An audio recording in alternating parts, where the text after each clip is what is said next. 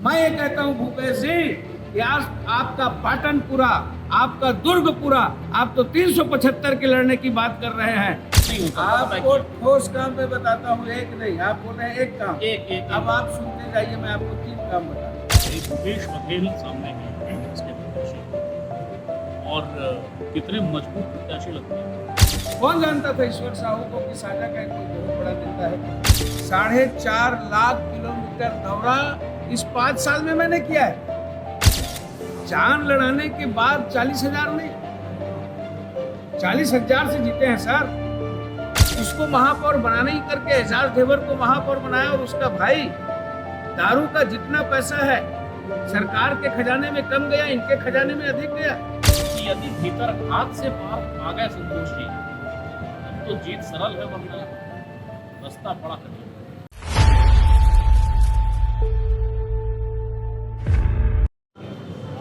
नमस्ते, मेरा नाम है याकिबल और मैं हूँ राजनांदगांव में। राजनांदगांव छत्तीसगढ़ की वो सीट जो हाई प्रोफाइल हो चुकी है। हाई प्रोफाइल है क्योंकि कांग्रेस ने भूपेश बघेल यानी छत्तीसगढ़ की 5 वर्षीय कांग्रेस सरकार में जो मुख्यमंत्री थे उन पर दांव लगाया है, उन्हें टिकट दिया है। सामने है संतोष पांडे। संतोष पांडे पहले भी सांसद थे और ये वो सीट है, या संतोष पांडे वो चेहरा है जिनकी टिकट नहीं काटी गई। बीजेपी ने भरोसा फिर से जताया और संतोष पांडे जी को टिकट दे दिया है। मैं इनके पास हूँ ये जानने के लिए कि मामला कितना कठिन और कितना सरल है। संतोष जी, सबसे पहले प्रणाम। ये लोकसभा चुनाव जो कितना कठिन लग रहा है? हमारे यहाँ भारतीय जनता पार्टी में ऐसा कहते हैं कि संगठन में इतनी शक्ति है कि जिस कार्यकर्ता को जिस मोर्चे पर बड़ी से बड़ी चुनौती पर भी यदि खड़ा कर दें तो पूरा संगठन लग जाता है और संगठन उसे सफलता, विक्ट्री, फतेह दिलाता है। आपको मैं एक उदाहरण बताऊं। जी। कौन जानता था ईश्वर साहू को कि साझा का कोई बहुत बड़ा नेता है, किंतु ईश्वर साहू के पीछे पूरा संगठन खड़ा हुआ और आज वो विधायक है। ऐसे पंचायत का सचिव, संविदा कर्मी, शिक्षक, कहने का हेतु यह है कि संगठन भारतीय जनता पार्टी का जो है वही सर्वोपरि है। मैं तो एक छोटा सा कार्यकर्ता हूँ और मुझे माननीय नरेंद्र मोदी जी ने दोबारा टिकट दिया है। मेरे पीछे संगठन का सब प्रकार से शक्ति और आशीर्वाद है और उसमें फतेह भी है। लेकिन ये आपके ही दल के भीतर से ये आवाज़ आती है कि संतोष पांडे जी न खुशी में हाजिर हुए, न गम में दिखे। उनकी सक्रियता जो परिवार के भीतर या कार्यकर्ता के परिवार तक आनी चाहिए थी, उस सक्रियता में संतोष पांडे नहीं थे। क्या आप इससे सहमत हैं? मैं आपको बता दूं, मैं जो दौरा किया हूँ, मेरा जो प्रोटोकॉल जो दिल्ली का निकलता है वो तो प्रकट है। सरकार के पास सारी चीजें हैं, मैं कब कहाँ गया हूँ एक बार कोई भी खंगाल सकता है।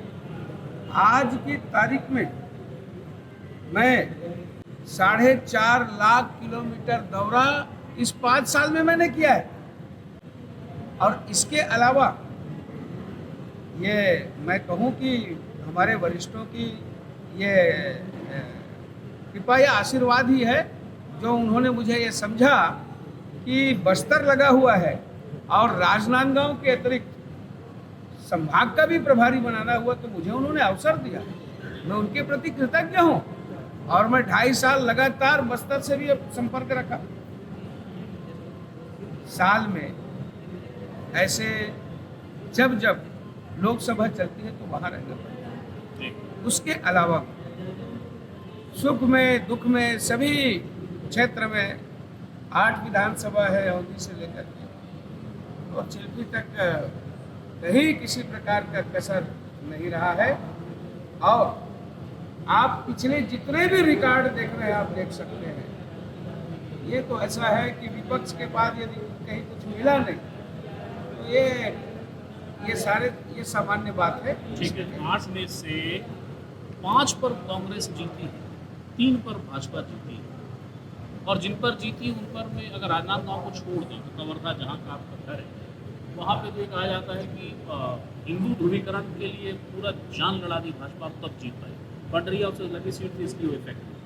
5 सीटों पर कांग्रेस, 3 पर भाजपा और तब भी आप कह रहे हैं कि आप जीतेंगे। आप जैसे बोले कि कवर्धा मेरा घर है, 8 विधानसभा में कोई न कोई किसी न किसी घर तो रहता ही। दूसरी बात, जान लड़ाने के बाद 40,000 नहीं, 40,000 से जीते हैं सर। और कवर्धा जैसी सीट को, यानी पूरे विधानसभा में 8 में सबसे बड़ी विधानसभा यदि कोई है तो कवर्धा और पंडरिया है, जिसमें 450 बूथ है। और उसको जीतना, मैं ये कहूँगा कि जिस प्रकार से भाजपा के पक्ष में माहौल बना, अकबर के पक्ष में सबक जनता सिखाना चाहती थी, क्योंकि जिस प्रकार से उनके कारनामे थे, प्रदेश सरकार के कारनामे थे, उनको हार का मुख देखना पड़ा। और आपने जो एक बात कही कि 3 सीटें जीते, 3 सीटें जीतने के बाद भी हम लगभग 33,000 के ऊपर से हमने लीड भी किया है। आप जब जोड़ेंगे तो हम उसमें लीड में हैं। जब मैं 2019 में लड़ा था तब 1 सीट डॉक्टर रमन सिंह जी आदरणीय राजनांदगांव, आज तो 3 सीट है। तो उस दृष्टि से और आज इतने सारे जो काम हुए, मैं आपको थोड़ा सा बताना चाहूँगा। राजनांदगांव का प्रमुख मांग था गौरी नगर का अंडर ब्रिज, स्टेशन पारा का अंडर ब्रिज, यहाँ का रेलवे स्टेशन, डोंगरगढ़ का रेलवे स्टेशन एयरपोर्ट की तर्ज में बनेगा। अमृत स्टेशन पास हो गया और ये लगभग 25 करोड़ की लागत से बने। रेलवे में जितने भी हमारे 12 अंडर ब्रिज थे, जहाँ जहाँ गाड़ियाँ रुकती थी दोनों तरफ, डोंगरगढ़ से लेकर के और पूरे सब में ओवरब्रिज और अंडर ब्रिज बने। तीसरी लाइन हो चुकी है। रेलवे में हमने बहुत सारे काम, यहाँ जो माल धक्का था उसको पारी खुर्द में वहाँ शिफ्ट किया है। मैं आपको बताऊं, एक नहीं, राजनांदगांव में नहीं, बहुत सारी उपलब्धियां हैं और जनता उसको समझ रही है। ठीक है, एक चीज़ बताइए, भूपेश बघेल सामने हैं कांग्रेस के प्रत्याशी, और कितने मजबूत प्रत्याशी लगते हैं? मोतीलाल वोरा जी भी उसके विषय में भी ऐसी कहा करते थे, तो राज्यपाल भी थे, उसके बाद भी लड़ने आए थे। किंतु यही राजनांदगांव है, यही वो मतदाता और नागरिक है जिन्होंने उसको वापस भेजा। और मोतीलाल वोरा से ज्यादा यदि किसी की, यानी मुख्यमंत्री होने के बाद जो वातावरण में जो खराबी है, जो उनके, मैं ये कहूँ कर्म नहीं कुकर्म है। आप कहेंगे कैसे, ये शब्द मैं आपको सिद्ध करके बताता हूँ। एक महिला सौम्या चरसिया आज जेल के अंदर है, जो उनकी एडिशनल सेक्रेटरी रही। आज शराब में जिसको उन्होंने इसको महापौर बनाने ही करके एजाज ढेबर को महापौर बनाया, और उसका भाई दारू का जितना पैसा है सरकार के खजाने में कम गया, इनके खजाने में अधिक गया। चाहे वो कोल हो, चाहे वो शराब हो, चाहे वो सट्टा हो। महादेव शंकर भगवान को भी बदनाम करने से नीति से, और उसका संचालन कहाँ से? दुरुप से।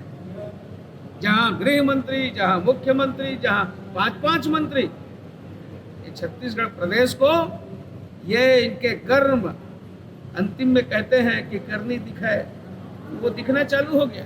आप लोगों का एक ट्वीट मैंने देखा था, पहले उन्होंने ट्वीट किया, फिर आपने जवाब में ट्वीट किया, लेकिन मसला वही है फिर कि आप ठीक है उनकी आलोचनाएं करते हैं। नहीं, वो भी आलोचना करते हैं, लेकिन आपको लेकर यही बात आती है ना कि ठोस काम कुछ नहीं। आप जिन रेलवे के काम को गिना रहे हैं, वो केंद्र सरकार की, मोदी सरकार की एक ऐसी व्यापक योजना है जिसमें छत्तीसगढ़ ही नहीं पूरे देश के कई प्लेटफॉर्म शामिल हैं। आपको ठोस काम में गिनाता हूं। उसके अलावा कौन सा एक काम बताइए ना, इसको आप बताएंगे ये एक काम है जो नहीं हो सकता। आपको ठोस काम पे बताता हूँ, एक नहीं, आप बोल रहे हैं एक काम। एक अब आप सुनते जाइए, मैं आपको 3 काम बता रहा हूँ। 3 काम तो बताइए सर।